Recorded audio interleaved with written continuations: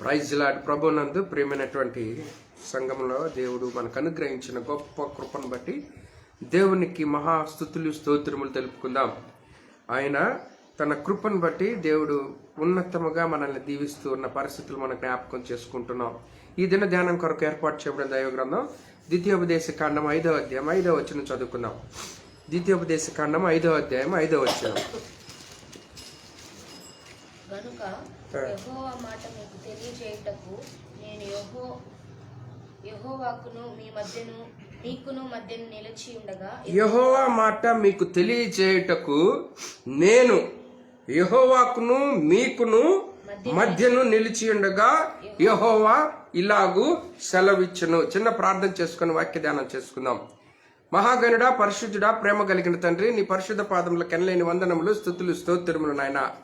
దయగలిగిన తండ్రి, కృప కలిగిన దేవా, ఈ ఉదయకాలం నాయన నీ సన్నిధిలో కూర్చొని ఇప్పటి వరకు పాటలలోను ప్రార్థనలోను మీరు మాకు తోడుగా ఉన్నారు.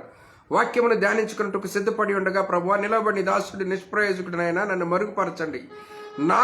మాకు కావలసిన వర్తమానాన్ని మాకు దయచేయమని బ్రతిమలాడుకుంటున్నాం. దయగలిగిన తండ్రి, కృప కలిగిన దేవా, ఆత్మీయమైన ఆహారాన్ని సమృద్ధిగా దయచేయండి. ఆత్మాభిషేకంతో నింపండి. మా అందరికీ వినుటకు వినుబుద్ధిని, గ్రహించుటకు జ్ఞానమును దయచేయండి. విత్తబడి విత్తనాలు మా హృదయాల్లో ఫలభరితమైనట్లకు కృప చూపించి మహిమాఘనతలు మీరు పొందుకున్నామని యేసయ్య అతి శ్రేష్టమైన నామములు అడిగి వేడుకుంటున్నాం తండ్రి, ఆమేన్. ప్రియమైనటువంటి వాళ్ళ, ఇక్కడ మనం మాటలు జ్ఞాపకం చేసుకుంటే ఎవరు మాట్లాడుతున్నారు ఈ మాటలు అంటే మోషే గారు మాట్లాడుతున్నారు. ఏమంటున్నారు? యెహోవాకును మీకును ఏంటి అంట? మీకు తెలియచేయటకు. ఏం తెలియచేయటకు? వర్తమానములు. దేవుడు మాట్లాడే వర్తమానం తెలియచేయటకు నేను ఏమంటున్నాడు? యెహోవాకు మీకు తెలియచేయటకు నేను ఎక్కడున్నాడంట? మధ్య నిలిచి ఉన్నాను అంటున్నాడు. ఎవరి మధ్య? ఇశ్రాయేలు జనాంగాన్ని కనుక దేవునికి మధ్యలో నేను నిలిచిండి దేవుడు అనుగ్రహించి వర్తమానాన్ని మీకు తెలియజేస్తున్నానని మోషే మాట్లాడుతున్న మాటలు ఇవన్నీ. మోషే మాట్లాడుతున్న మాటలు. ఏ మాటలు మాట్లాడుతున్నాడు? ఇదే 33వ వచనం కూడా చదవండి. 5:33 కూడా. మీరు కుడికి గాని ఎడమకే గాని తిరుగక మీ దేవుడైన యెహోవా ఆజ్ఞాపించినట్లు జాగ్రత్త పడవలెను. మీరు స్వాధీనపరచుకొనబోవు దేశంలో మీరు జీవించుచు మేలు కలిగి దీర్ఘాయుష్మంతులగునట్లు మీ దేవుడైన యెహోవా మీకు ఆజ్ఞాపించిన మార్గములన్నిటిలోనూ నడుచుకొనవలెను. ఈ మాటలు తెలియజేస్తున్నాడండి. ఏ మాటలు ఇవి? ఏ మాటలట? దేవుడు చెప్పిన మాటలు. ఎలాగంటే మీరు కుడికి గాని ఎడమక గాని తిరగక మీ దేవుడైన యెహోవా మీకు ఆజ్ఞాపించిన వాటినన్నిటినీ చేయుటకు జాగ్రత్త పడాలంట. మీరు స్వాధీనపరచుకొనబో దేశంలో మీరుండినట్లు, జీవించినట్లు, మేలు కలిగి దీర్ఘాయుష్మంతులగినట్లు నీ దేవుడైన యెహోవా నీకు ఆజ్ఞాపించిన మార్గములన్నిటిలో చక్కగా నడుచుకోవాలి అంటున్నాడు. చక్కగా ఇక్కడ 2 అంశాలు కనపడుతున్నాయి. ఒకటేమో మనం స్వాధీనపరచుకునే దేశం మన ముందు పెట్టాడు. రెండోదేమో ఆయన మార్గాలు, ఆయన యొక్క ఆజ్ఞలు మన పక్కన పెట్టాడు. వాటన్నిటిలో నుంచి కుడికి గాని ఎడమకు గాని తొట్టిల్లని జీవితం మనం నివాసం చేయాలనే విషయాన్ని దేవుడు హెచ్చరిక చేస్తున్న సందర్భం ఇది. దేవుడు హెచ్చరిక చేస్తున్న సందర్భం. ఈ ప్రజలు ఎలాగున్నారు తెలుసా? మాటికి వెనక వైపే తిరుగుతున్నారు. అక్కడే బాగుంది, మాకు వెనక జీవితమే బాగుంది, మా బాల్య దినములే బాగుంది, మా యవ్వన జీవితమే బాగుంది, మేము జీవించిన జీవితమే బాగుంది, నాకు ఆ కాలేజీ జీవితమే బాగుంది, నేను అలాగని జీవించాను, నేను ఇలాగ జీవించామని అనుకుంటున్న సందర్భాలు మనం చూస్తూ ఉన్నాం మన దైనందిన జీవితంలో కూడా. కానీ ఇక్కడ మాట్లాడుతున్నాడు, నువ్వు కుడికి కానీ ఎడమకు కానీ తిరగబాక, జాగ్రత్తగా ఉండయ్యా అంటున్నాడు. జాగ్రత్తగా. ఇదే ఆయన చెప్తున్న మాటలు. జాగ్రత్తగా ఉండంటున్నాడు. జాగ్రత్తగా. కారణం ఏంటంటే మన విశ్వాస జీవితము చాలా కఠినమైన విశ్వాస జీవితం అంది. ఎలాంటిదంట? చాలా కఠినమైన జీవితం అంది. అనుకుంటున్నారు దేవుని యొక్క కృపను పొందుకున్నట్టుకు చాలా ఈజీ అనుకుంటున్నారు. దేవుని యొక్క కృపను పొందుకోవటం చాలా ఈజీ. ఆయన సన్నిధిలో కూర్చుంటే చాలే, ఆయన ఆరాధిస్తే చాలే, ఆయనని ధ్యానిస్తే చాలే అనుకుంటున్నారు. కానీ చాలా కఠినమైన విశ్వాస యాత్ర మనం చేయవలసిన విధం ఉంది మన ముందు. అందుకే అంటున్నాడు, ఏమంటున్నాడు? జాగ్రత్తగా ఉండవలను.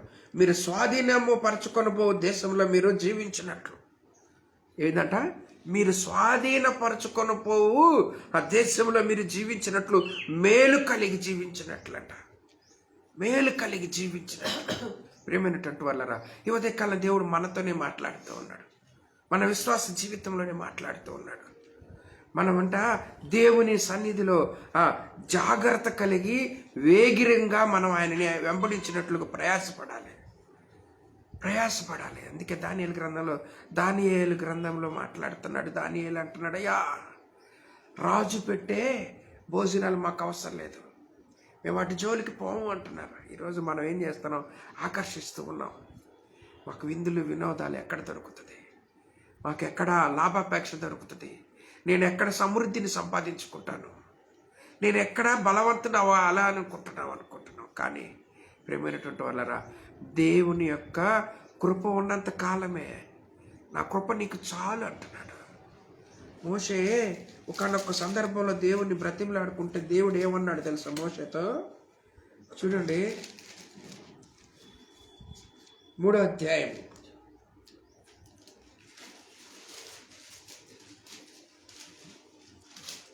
25వ వచనం చూడండి. 24 కాడి నుంచి చదవండి.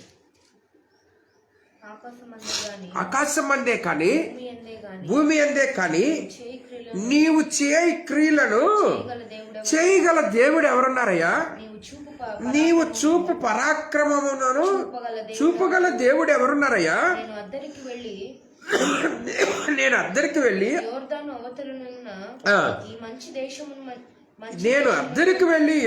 అవతలనున్న ఈ మంచి దేశమును మంచి మన్నేమును ఆ లెబనోనును చూచునట్లు దయచేయమని నేను యెహోవాను బ్రతిమిలాడుకొనగా యెహోవా మిమ్మును బట్టి నా మీద కోపపడి నా మనవి వినకపోయిను. మరియు యెహోవా నాతో ఇట్లా నేను చాలు, ఇక ఈ సంగతిని గురించి చూడండి, దేవుడు ఎంత కఠినంగా మాట్లాడుతున్నాడు. ఈ సంగతిని గురించి నాతో మాట్లాడబాకు అంటున్నాడు. ఈ సంగతిని గురించి నాతో మాట్లాడబాకు. ఆయనేమో ఎలాగంట, ఫరోకి దేవుడిగా నియమించాడంట. ఎవరిని? మోషేని. ఎలాగంట, ఫరోకి దేవుడుగా నియమించాడంట. అలాంటి మోషే ఇక్కడ ఈ జనాంగం సనుగులను బట్టి గొనుగులను బట్టి వీళ్ళు మాట్లాడిన మాటలను బట్టి కోపోద్రేకుడైపోయి బండతో మాట్లాడమంటే కర్ర తీసుకొని 2 దెబ్బలేసాడంతే.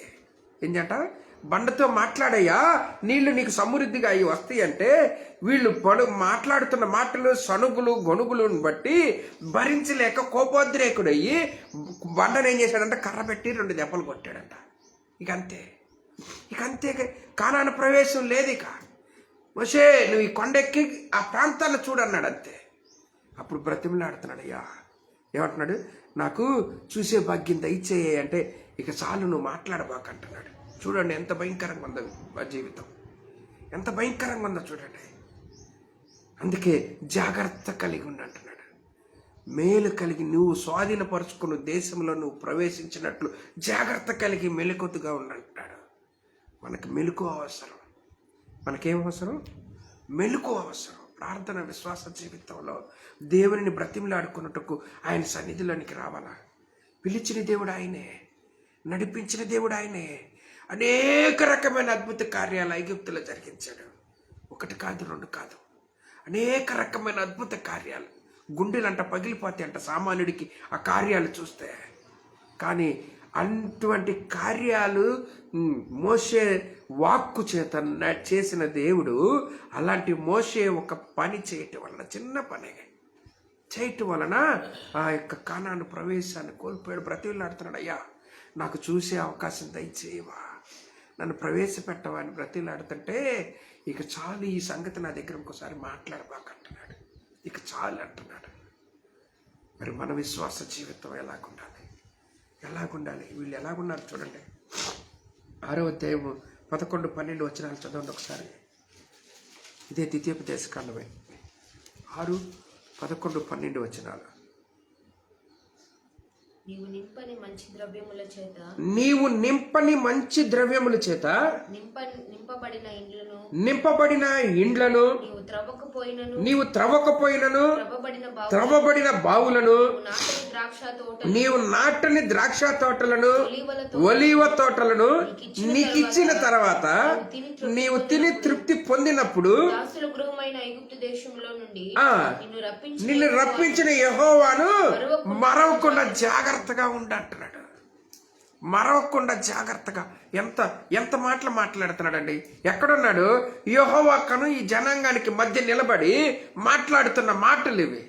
మాట్లాడుతున్న మాటలు నువ్వు జాగ్రత్తగా ఉండు, కుడికి గాని ఎడమ గాని తిరగబాకయ్యా, నేను ఆజ్ఞాపించిన ఆజ్ఞలన్నిటిని నువ్వు నడుచుకో, నీవు స్వాధీనపరుచుకున్న దేశంలో ప్రవేశించినట్లు జాగ్రత్త కలిగి ఉండంటూ నీకు ఇవన్నీ నేను అనుగ్రహించిన తర్వాత నీవు ఎలాగుండాలట? మరవబాకు దేవుణ్ణి అంటున్నాడు. ఈరోజు చాలా మంది వేదనలో ఉన్నప్పుడు, అనారోగ్య పరిస్థితుల్లో ఉన్నప్పుడు, అప్పుల పాలైనప్పుడు, నిందల పాలైనప్పుడు దేవుని దగ్గరికి వస్తారు. పరిగెత్తుకుంటూ వచ్చి అయ్యా అయ్యా అయ్యా అయ్యా నన్ను జ్ఞాపకం చేసుకో, నన్ను జ్ఞాపకం చేసుకో, నన్ను జ్ఞాపకం చేసుకో అని ప్రార్థనలు కుమ్మరిస్తారు. ఏ పాస్టర్ కనపడిన అయ్యా నాకు బాగాలేదయ్యా, అయ్యా నా స్థితిగతులు బాగాలేదయ్యా, నా కుటుంబంలో నెమ్మది లేదయ్యా, మా గురించి ప్రార్థన చేయ్యా, మా గురించి ప్రార్థన చేయ్యా అంటారు తప్ప ఇవన్నీ దేవుడు నెమ్మది పరిచిన తర్వాత మరలా దేవుడు కనపడ్డు. అమ్మా ఏమ్మా రావట్లేదు చర్చి కంటే, నాకు తీరుబడి కావట్లేదయ్యా, తీరుబడి కావట్లే. అందుకే ఏమంటున్నాడు? నువ్వు దొంగవి అంటున్నాడు. ఎక్కడ అంటున్నాడు చూడండి, మలాకి గ్రంథంలో ఉంటుంది అన్నమాట. మలాకి గ్రంథం చూడండి, మత్తయికి ముందు, కొత్త నిబంధనకి ముందు లాస్ట్ గ్రంథం అదే.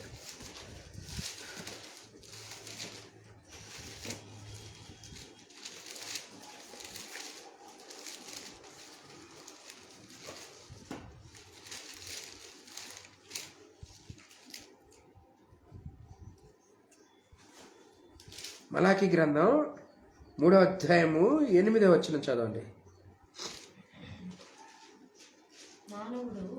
దేవుని యొద్ద దొంగిలిన అయితే మీరు నా యొద్ద దొంగిలితిరి. దేని విషయంలో మేము నీ యొద్ద దొంగిలితిమని మీరందరూ అదేవ భాగమును ప్రతిష్ఠార్పణములను ఇయ్యక దొంగిలించిరి. ఈ జనులందరూ నా యొద్ద దొంగిలి ఏం చేస్తారంట? ఈ జనులందరూ నా యొద్ద దొంగిలించుచునే ఉన్నారు. మీరు ఎలాగున్నారంట? వీరు శాపగ్రస్తులై ఉన్నారంట. ఎలాగున్నారు?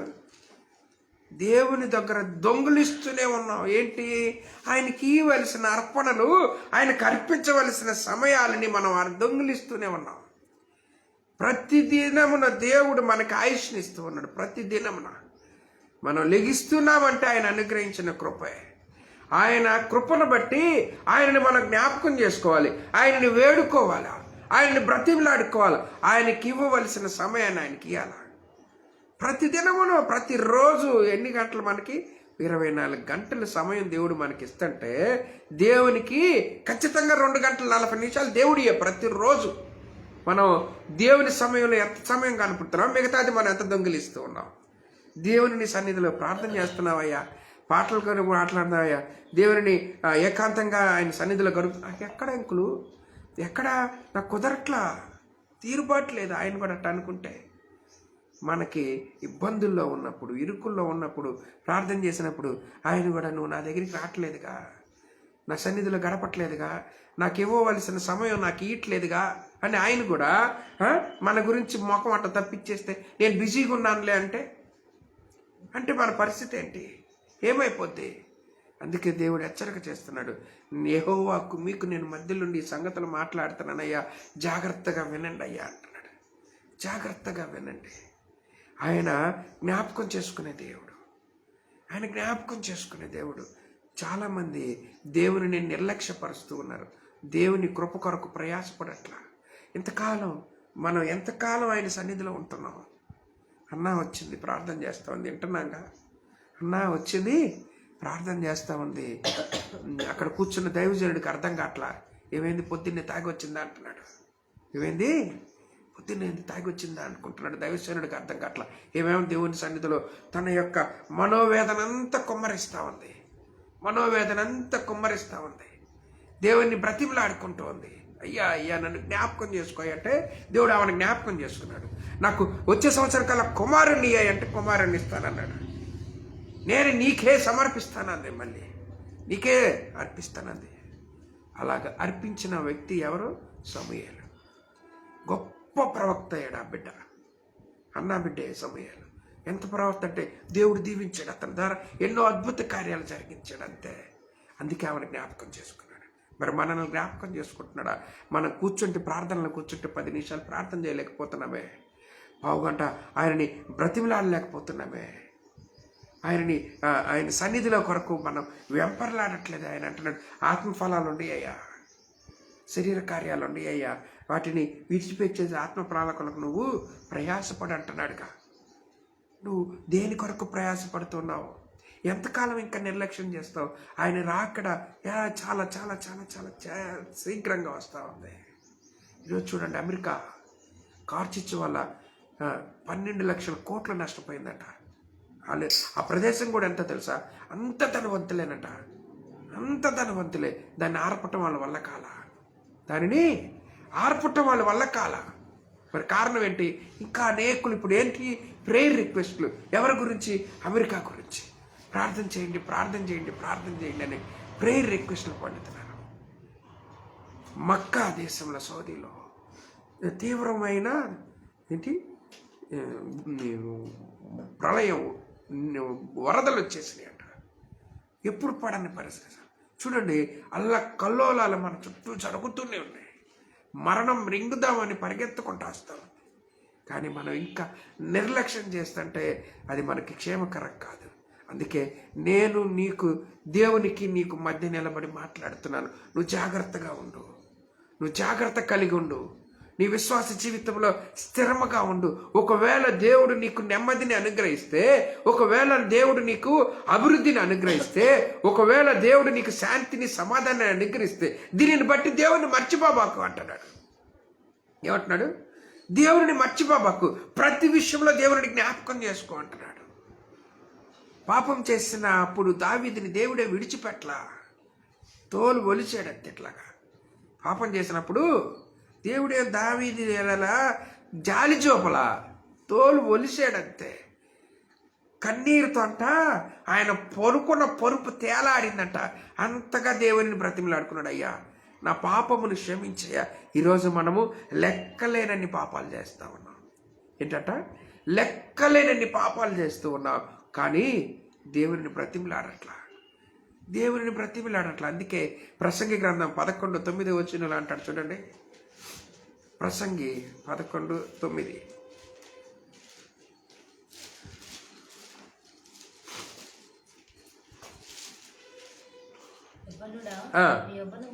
యవ్వనుడా, నీ యవ్వనమునందు సంతోషపడము, నీ యవ్వన కాలమునందు నీ హృదయమును సంతుష్టిగా ఉంచుము.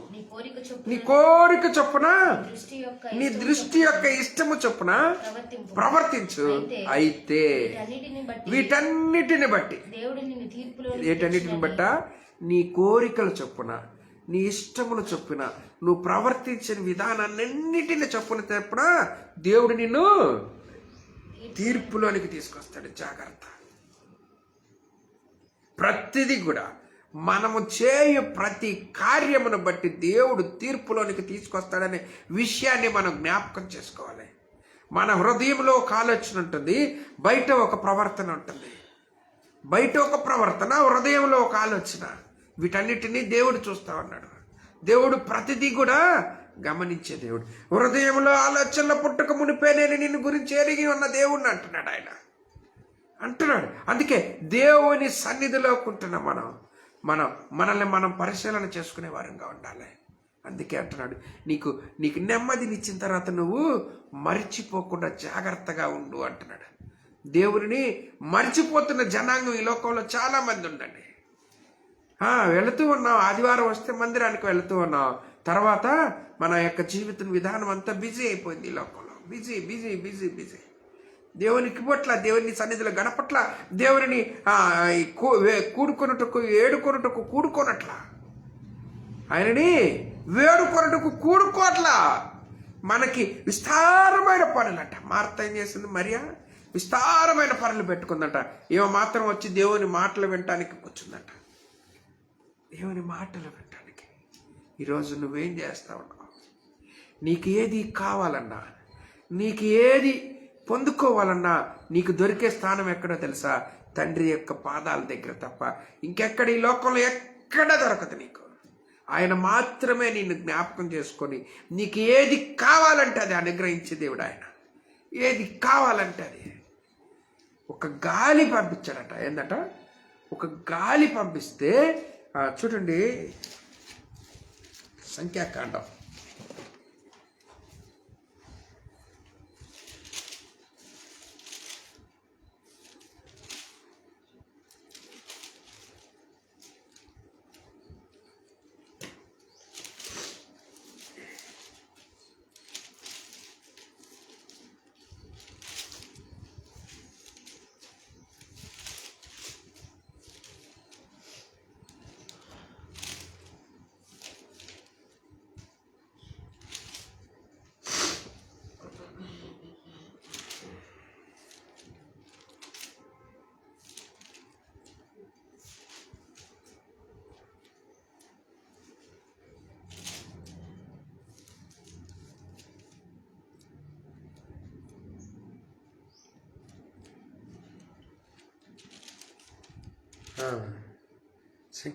11వ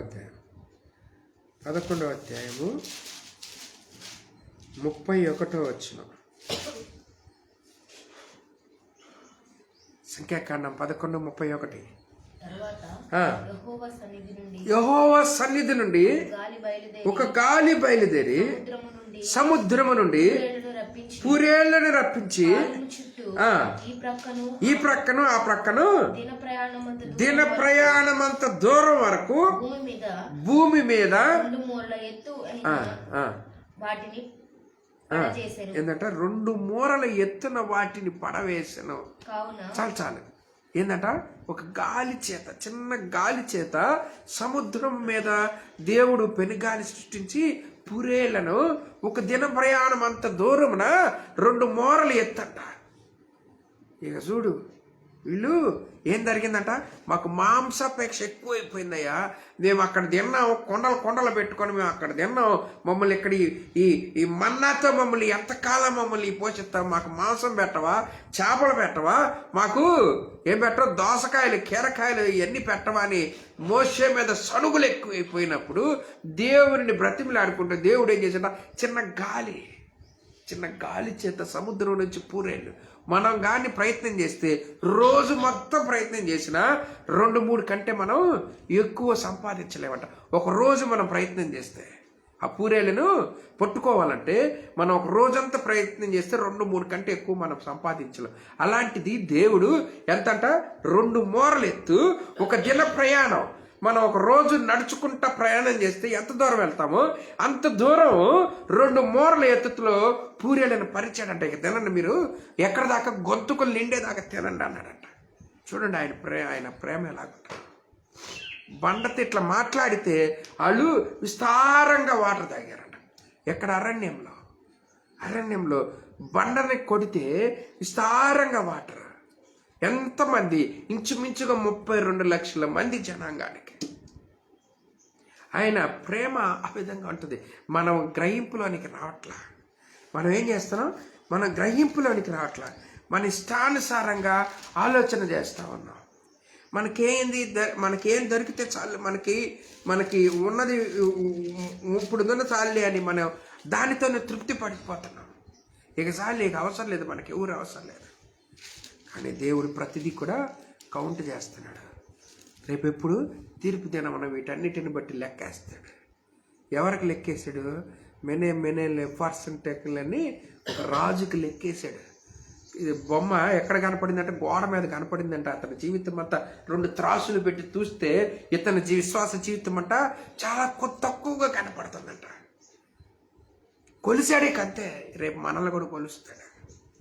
మనం అనుకుంటున్నామేమో, నేను బాగా ప్రార్థన చేస్తాను, నేను బాగా పాటలు పాడతాను, నేను బాగా దేవుని సన్నిధికి వెళ్తానని మనం అనుకుంటున్నామేమో. దేవుడు ప్రతిదీ కూడా చూస్తున్నాడు. అందుకే కుటుంబ వ్యవస్థను ఏర్పాటు చేసింది. అందుకే ఒంటరిగా ఉండటం ఇష్టం లేక ఆదాముని అతనికి సాటిగా ఎవరినిచ్చాడు? అవ్వని ఏర్పాటు చేశాడు. వారిద్దరూ కలిసిన తర్వాతే కుటుంబ వ్యవస్థను దేవుడు దీవించాడు. మీరు విస్తరించండి, ఫలించండి, ఆశీర్వదించి లోకంలోనికి పంపాడు. ఈరోజు కుటుంబ వ్యవస్థ ఉన్న మనం తండ్రిగా ఏపు ప్రార్థన చేస్తున్నాడు బిడ్డల గురించి, తల్లిగా రేయి మొదటి జామున కన్నీరు పెట్టు పిల్లల గురించి అంటున్నాడు. ఈరోజు ఎంతమంది కుటుంబ వ్యవస్థ గురించి ఉదయకాలంలో లేచినమ్మటనే మోకాళ్ళు వేసి, అయ్యా నా కుటుంబాన్ని జ్ఞాపకం చేసుకోయ్యా, నా బిడ్డల చుట్టూ నీ కంచి వేయ్యా. ఎందుకంటే వాడు అనేక రకమైన మాయోపాయముల చేత వాడు తనని పనినంతటిని చేస్తూ ఉన్నాడు. ఎలాగ చేస్తున్నాడు? రేపు తీర్పు తినవాలంట వాడే ఆ దేవుని దగ్గరికి వచ్చి మన మీద నేరస్థాపన చేస్తాడంట. ఎలాగా చూడండి, జకర్యా గ్రంథం 3వ అధ్యాయం 1వ వచనంలో ఉంటుంది. జకర్యా గ్రంథం 3వ అధ్యాయం 1వ వచనం.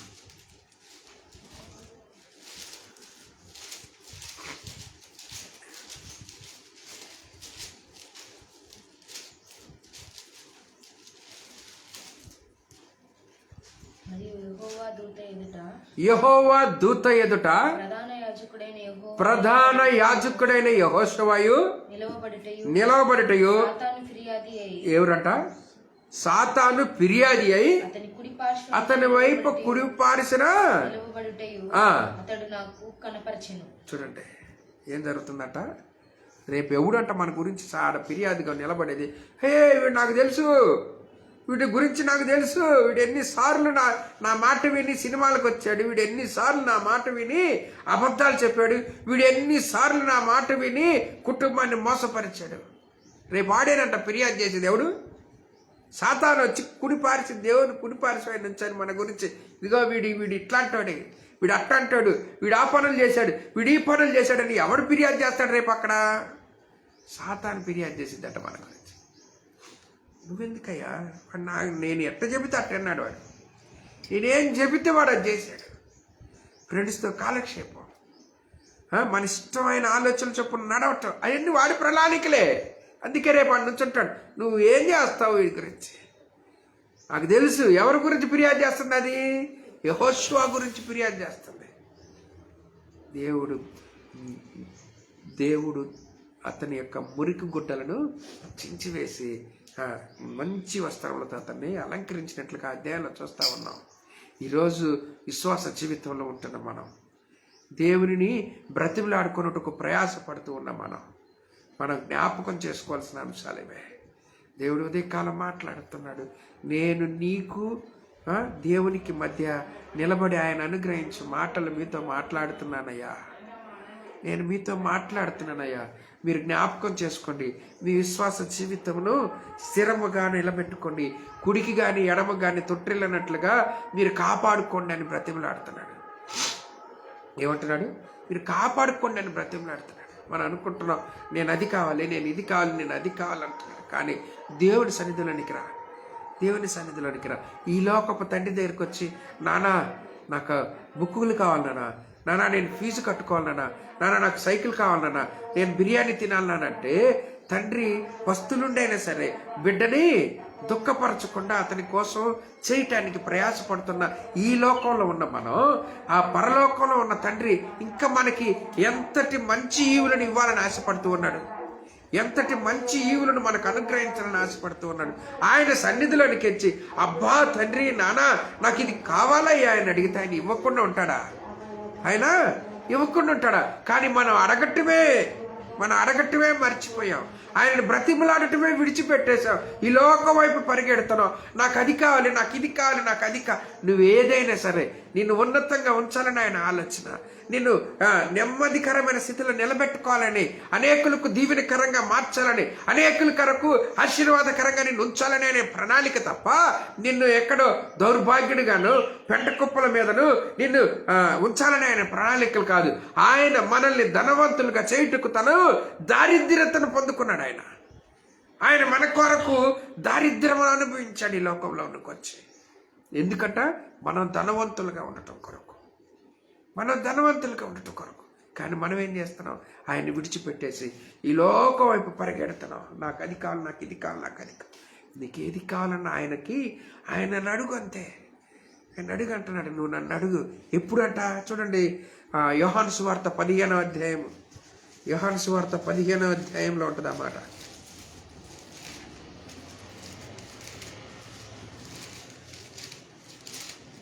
యోహాను సువార్త 15వ అధ్యాయం 16వ వచనం చదవండి. మీరు నన్ను ఏర్పరచుకొనలేదు, మీరు నా పేరట తండ్రిని ఏమి అడుగుదురో అది ఆయన మీకు అనుగ్రహించినట్లు మీరు వెళ్ళి ఫలించినట్లు ఫలించుటకును మీ ఫలము నిలిచియుండుటకును ఏంటట ఆయన నేనే మిమ్మల్ని ఏర్పాటు చేసుకున్నానయ్యా. ఆయన మనల్ని ఒక పాత్రగా ఏర్పాటు చేసుకున్నాడు. ఆయన మన గురించి తన పుస్తక పుటల్లో లిఖించాడట. మన గురించి సమస్తం పుట్టిన కాడి నుంచి చనిపోయే వరకు సమస్తం ఆయన పుస్తకంలో మన గురించి రాసిన దేవుడు. మనం అనుకుంటున్నాం నేను నాకు ఇది కావాలి, నాకు అది కావాలి, నాకు నేను ఎలాగుండాలి, నేను అలాగుండాలి అనుకుంటున్నాను. కానీ ఆయన మన గురించి ఇంకా ఉన్నతంగా ఆలోచిస్తున్నాడు. ఎలాగట, మీ ఆలోచనల కంటే మీ తలంపుల కంటే మీ ఎడల నాకున్న తలంపులు ఎంతో ఉన్నతమైనవి అంటున్నాడు. ఏందట, ఎంతో ఉన్నతమైన తలంపులు నాకున్నవి. మీరెందుకు మీరు యొక్క ఆలోచన విశ్వాస జీవితాన్ని దౌర్భాగ్యంగా మార్చుకుంటారు? ఎందుకు మీరు ఈ లోకం వైపు పరిగెడతా ఉంటారు? ప్రేమైనటువంటి వాళ్ళరా, జ్ఞాపకం చేసుకోండి. అందుకే ఇదే ద్వితీయోపదేశకాండం 8వ అధ్యాయంలో చూడండి కొన్ని మాటలు.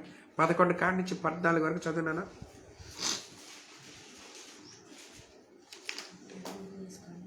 8, 11 నుంచి 14 తర్వాత 20వ వచనం కూడా చదువు. నేడు నేను మీకు ఆజ్ఞాపించినట్లు ఆజ్ఞాపించు ఆయన ఆజ్ఞలను విధులను కట్టడలను నీవు అనుసరింపక దేవుడైన యెహోవాను మరచి కడుపారా తిని మంచి ఇండ్లు కట్టించుకొని వాటిలో నివసింపగా నీ పశువులు నీ గొర్రె మేకలను వృద్ధి అయి నీకు వెండి బంగారములు విస్తరించి నీకు కలిగినంతయు వర్ధిల్లినప్పుడు మదించి దాసుల గృహమైన ఐగుప్తు దేశంలో నుండి నిన్ను రప్పించిన దేవుడైన యెహోవాను మరచుదువేమో. ఏమంటున్నాడు? మరచుదువేమో. జ్ఞాపకం చేసుకో. దేవునిని విడిచిపెట్టుటకు నేడు నేను నీకు ఆజ్ఞాపించాను. ఆజ్ఞలను విధులను కట్టడలను నీవు అనుసరింపక నీ దేవుడైన యెహోవా మరిచి కడుపార తిని ఏమంటున్నాడు? మంచి ఇండ్లు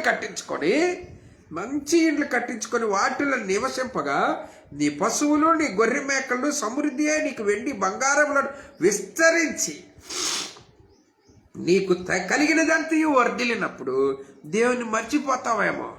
అందుకేమంటున్నాడు? 20వ వచనం చదివినాను. నీ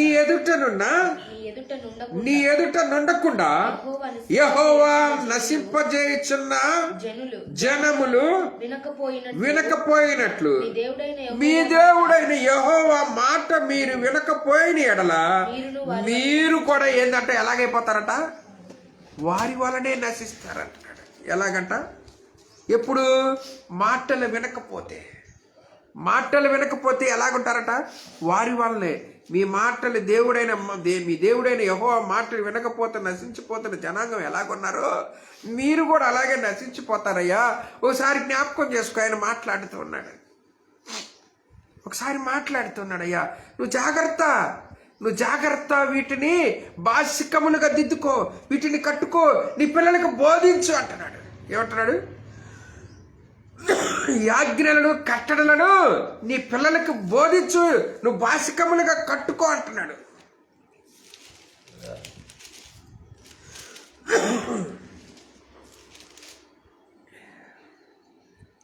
చూడండి 11వ అధ్యాయంలో మాట్లాడుతుంది. 11వ అధ్యాయం 18వ వచనం కానీ చదువునా. కాబట్టి మీరు ఈ నా మాటలు మీ హృదయంలోను మీ మనసులోను ఉంచుకొని వాటిని మీ చేతుల మీద సూచనలుగా కట్టుకొనవలెను. అవి మీ కన్నులకు నడుమ బాసికములుగా ఉండవలెను. నీవు నీ ఇంట కూర్చుంటున్నప్పుడు, త్రోవన నడిచినప్పుడు, పండుకున్నప్పుడు, లేచినప్పుడు వాటిని గూర్చే మాట్లాడాలా. వాటిని మీ పిల్లలకు నేర్పాలా. నీ ఇంటి ద్వార బంధముల మీదను, నీ గౌనుల మీదను వాటిని రాయాలంట. ఏం చేయాలా? రాయాలి. ఎక్కడట? భాషికాలుగా దిద్దుకోవాలి. దేవుని యొక్క మనం నడుస్తున్నప్పుడు, పడుకున్నప్పుడు, వెళ్తున్నప్పుడు, మార్గ మధ్యలో ఉన్నప్పుడు వీటిని గురించే మనం మాట్లాడుకోవాలంట. వీటిని గురించే పిల్లలకి నేర్పాలంట. మరి మనం మన యొక్క జీవితంలో ఏం నేర్పుతున్నాం? ఏటి గురించి నేర్పుతున్నాం? మనకు ఉంటే సరిపోతుందిలే అనుకుంటున్నాం. ఒకరితో మనకు అవసరం లేదులే అనుకుంటున్నాం. ఒకరి గురించి మనకి వద్దని అనుకుంటున్నాం. ప్రేమైనటువంటి వల్లరా, దేవుడు మనల్ని పరిశోధిస్తున్న దేవుడు, మనల్ని పరీక్షిస్తున్న దేవుడు. వీరి గురించి మోషే ఎన్నిసార్లు 40 దినాలు ఉపవాసం ఉన్నాడో తెలుసా? ఎవరి గురించి? ఈ యొక్క ఇశ్రాయేలు జనాంగం గురించి ఎన్నిసార్లు ఉపవాసం ఉన్నాడో తెలుసా? చూడండి, ఆ మాటలు చూద్దాం. 9వ అధ్యాయం 9వ వచనంలో ఒకసారి 40 దినాలు ఉన్నాడు. చూడండి, ద్వితీయోపదేశకాండం 9వ అధ్యాయం 9వ వచనంలో 40 దినాలు ఒకసారి ఉపవాసం ఉన్నాడు. చదువున్నాడు. ఆ రాతి పలకలు అనగా యెహోవా మీతో చేసిన నిబంధన సంబంధమైన పలకలను తీసుకొనుటకు నేను కొండ ఎక్కినప్పుడు అన్నపానములు మాని. అన్నపానములు మాని ఆ కొండ మీద 40 పగళ్ళు 40 రాత్రులు ఉంటిని. చాలు. 18వ వచనం చదువున్నాడు. మీరు యెహోవా దృష్టికి ఆ చెడు నడత నడిచి మీ సమస్త పాపముల వలన ఆయనకు కోపము పుట్టింపగా చూచి మునుపటి వలె అన్నపానములు మాని 40 పగళ్ళు 40 రాత్రులు నేను యెహోవా సన్నిధిని సాగిలపడితి. 25వ వచనం చదువునా. కాగా నేను మునుపు సాగిలపడినట్లు యెహోవా సన్నిధిని 40 పగళ్ళు 40 రాత్రులు సాగిలపడితిని. యెహోవా మిమ్మల్ని నశింపచేసేదనగా. ఆయన మిమ్మల్ని నశింపజేస్తారన్నప్పుడు కూడా మీ కొరకు 40 రోజులు ఉండాలి. 10వ వచనం కూడా చదువు. నేను మునుపటి వలె 40 పగళ్ళు 40 రాత్రులు మీద ఉండగా యెహోవా కాలమున నా మనవి ఆలకించి నశింపజేయుట మానివేసెను. చాలు. ఎన్ని రోజులు ఉన్నాడంట? ఎన్నిసార్లు ఉన్నాడంట? 4 సార్లు మనం ఇక్కడ చూస్తున్నాం. ఎన్ని రోజులు? ఒక ట్రిప్కి 40 రోజులు ఉంటున్నాడు. అన్నపానములు మానేస్తున్నాడు. అయ్యా, మీ కొరకు నేను ఎంత ప్రయాసపడ్డానయ్యా, మీరు నశించిపోతారేమోనని మీ కొరకు ఎంత ప్రయాసపడ్డానయ్యా. కానీ ఈరోజు దేవుని సేవకులు, విశ్వాసుల గురించి ఎక్కడ ప్రయాసపడుతున్నారంటే, రాకపోతే రాలేదా, సరే వదిలేసి ఆడొస్తే అంత, రాకపోతే అంత అనుకుంటున్నారు తప్ప ఎందుకు రాలేదా అని అడుగుతున్న సేవకులు లేరు ఈరోజు. ఎందుకు రాలేదా అని ఏమైపోతున్నారా? వాళ్ళు పాపంలో పడిపోతారేమో, వారు నశించిపోతారేమో, వారు వ్యర్థులుగా మిగిలిపోతారేమోనని వారి గురించి వేదన పడట్లా. కానీ మోషే ఎన్నిసార్లు ఉన్నాడు తెలుసా? 40 దినాలు 40 పగళ్ళు నశించిపోతారేమోనని కన్నీరు పెట్టి దేవుణ్ణి బ్రతిమలాడుకుంటున్నాడు. దేవుడు మొర వింటూ ఉన్నాడు, మోషే మొర. ఈరోజు మరి మనం కూడా, అయ్యా నేను ఈ విధంగా మీ కొరకు ప్రయాసపడ్డానయ్యా అని మాట్లాడుతున్నాడు. మీ విశ్వాస జీవితంలో మీరు ఎక్కడ బలహీనలు అవుతారో, మీరు ఎక్కడ కృంగిపోతారో, మీరు ఎక్కడ వ్యర్థులుగా మిగిలిపోతారో అని, అలాంటి పరిస్థితులు మీరు ఉండకుండా జాగ్రత్త పడండి అయ్యా అనే హెచ్చరికలు చేస్తూ ఉన్నాడు. ఈరోజు ఉదయకాలం దేవుడు మనతో కూడా మాట్లాడుతూ ఉన్నాడు, మనతో కూడా హెచ్చరిక చేస్తూ ఉన్నాడు. చివరికి ఒక మాట చదువుకొని ముగింపులో అనుకుందాం. ఇదే ద్వితీయోపదేశకాండం 18వ అధ్యాయం 19వ వచనం చదువుకున్నాం. అతడు నామమున చెప్పున మాటలను వినిన వానిని గూర్చి విచారణ చేసేదను. అంతేకాదు ఏ ప్రవక్తయు అహంకారము పూని. చాలు. అతడు నా నామమున చెప్పున మాటలను వినిన వానిని దాని గురించి విచారణ చేసేదను. దేవుడు ఆయన మాటలు ఎవరైతే వింటారో, ఆయనకి ఎవరైతే లోబడతారో వారిని గురించే విచారణ చేస్తాడట. ఎందుకు? ఇతనికి అడిగిన దాన్ని వచ్చా, ఇతని యోగ్యతగా ఉన్నాడా, ఇతడు అర్హుడేనా అని మన గురించి విచారణ చేస్తాడు. మనం విచారణలో నిలబడినప్పుడు యోగ్యతగా నిలవబడితే ఆయన అనుగ్రహించి ప్రశస్త వస్త్రాన్ని మనం పొందుకుంటాం. ఆయన అనుగ్రహించి నిత్య రాజ్య వారసత్వం మనం పొందుకుంటాం. ఆయనని నిత్యము స్తుతించుకునే భాగ్యం మనం పొందుకుంటాం. లేని ఎడల మనము వ్యర్థులంగానే మిసిగిలిపోతాం, నాశనంలోనికి వెళ్ళిపోబడతాం. కనుక ఈ ఉదయకాలం దేవుడు మనతో మాట్లాడుతున్నాడు. ఏమంటున్నాడు? 33:5-33 ఒకసారి చదివినానా? ఏమంటున్నాడు? నువ్వు కుడికి కానీ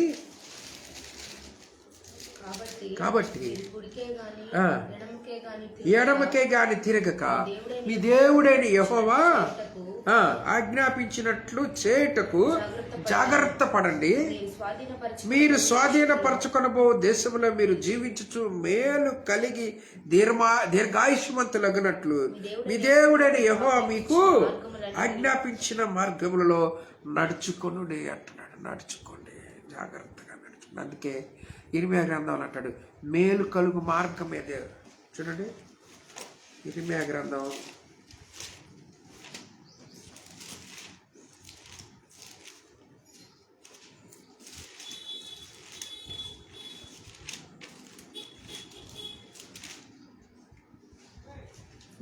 6:16.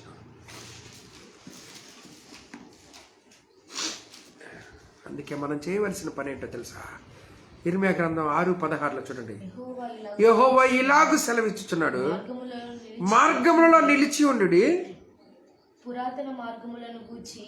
పురాతనమైన మార్గముల గురించి విచారించుడి, మేలు కలుగు మార్గమేదో అడిగి తెలుసుకోండి అని అడిగి అందులో నడుచుకోండి అంటున్నాడు. చాలా అప్పుడు ఏం జరుగుతుందంట? మన విశ్వాస జీవితానికి నెమ్మది దొరుకుతుంది. లేని ఎడల మన బ్రతుకంతా గలిబిలే, మన బ్రతుకంతా వేదనలే, మన బ్రతుకంతా నెమ్మది లేని పడే. అందుకే దేవుడి ఉదయకాలం మాట్లాడుతున్నాడు, అయ్యా నీవు దీర్ఘాయుష్మంతులుగా ఆయన యొక్క స్వాస్థ్యం అనుగ్రహించు దేశంలో నివాసం చేయాలంటే ఆయన నీకు అనుగ్రహించిన కట్టడలను విధులను నువ్వు మర్చిపోకుండా వాటిని నీ బాసికముల మీద దిద్దుకో. నువ్వు నడుస్తున్నప్పుడు, పనుకున్నప్పుడు, కూర్చున్నప్పుడు వీటి గురించి నువ్వు విచారించు, వాటిని బిడ్డలకు నేర్పు, వాటిని నీవు విడువక గైకొని ముందు నువ్వు విశ్వాస జీవితంలో పాటించుంటున్నాడు. నువ్వు ఒకవేళ కడుపార తిని తృప్తి పొంది ఇండ్లు కట్టుకొని నువ్వు సంతుష్టిగా పొందిన తర్వాత దేవుని మర్చిపోతే, మర్చిపోయిన జనాంగాన్ని దేవుడు ఏ విధంగా నాశనం చేస్తున్నాడు అలాగే నిన్ను కూడా నాశనం చేస్తాడయ్యా. మీ గురించి నేను ఇన్నిసార్లు మీరు నాశనం కాకుండా నేను ఉపవాసంతో దేవుణ్ణి బ్రతిమలాడుకున్నాను. కనుక మీరు లోనికి రాకుండా దేవుడు అనుగ్రహించిన నెమ్మదికరమైన స్థితిలో నిలబడాలని నేను ఈ ఉదయకాలం మీతో మాట్లాడుతున్నానని దేవుడు ఉదయకాలం తన దాసుడైన మోషే ద్వారా మాట్లాడుతున్నాడు. ఎందుకో తెలుసా? రేపు తీర్పు దినమున అక్కడ నిలబడి మన గురించి ఫిర్యాదుదారుడు ఎవడో తెలుసా? సాతానే. రేపు మన గురించి ఫిర్యాదుదారుడు ఎవడో తెలుసా? సాతానే. నువ్వు ఒంటరిగా ఉన్నప్పుడే నీ జీవితం తెలుస్తుంది. నువ్వు ఒంటరిగా ఉన్నప్పుడు నీ ఆలోచనలు దేవునికి యోగ్యమైనవి ఉన్నాయా? లేదు, నేను ఆ పని చేయాలి, నేను అలాగ చేయాలి, నేను ఇలాగుండాలి, నేను అలాగుండాలని నీ హృదయము నీతో మాట్లాడుతూ ఉంటుంది. అది దేవుడు ఖచ్చితంగా దాని గురించి నీ తీర్పు తీరుస్తాడు. కనుక విశ్వాసమును కనిపెట్టుకొని ఆయన రాకడ కొరకు జాగ్రత్త పడదాం. కుడికి కానీ ఎడమ కానీ తొట్టిల్లక ఆయన అనుగ్రహించు నెమ్మదికరమైన జీవితమును మనం పొందుకోవటానికి మనం అనుదినము మనకు అనుగ్రహించిన సమయాన్ని బట్టి ఆయనకిచ్చే దానిని, అంటే ప్రథమ ఫలములు, దశమ భాగం ఆయనకి ఇవ్వటానికి మనము ప్రయాసపడదాం. లేకపోతే దొంగలిగా మనం ఉంటాం, దొంగలి వారంగా. కనుక దేవుడి సన్నిధిలో ఉంటున్న మనం ఒకసారి మనం పరీక్షించుకొని, ప్రభువా నీ చిత్తానుసారంగా జీవించుటకు నాకు యోగ్యత దయచేయ, నీ కట్టడలను నీ ఆజ్ఞలను నాకు దయచేయ, వాటిలో నేను నిలబడటకు నాకు అటు విశ్వాసము నాకు నింపుమయ్యా అని దేవుని బ్రతిమలాడుకున్నాం. అట్టి కృపా సమాధానం దేవుడు మనకి సమృద్ధిగా దయచేయాలని కోరుకుంటూ ఈ నా మాటలు ముగిస్తూ ఉన్న దేవుడి కొద్ది మాటలను దీవించి ఆశీర్వదించును గాక. ఆమేన్. ప్రార్థన చేసుకుందాం.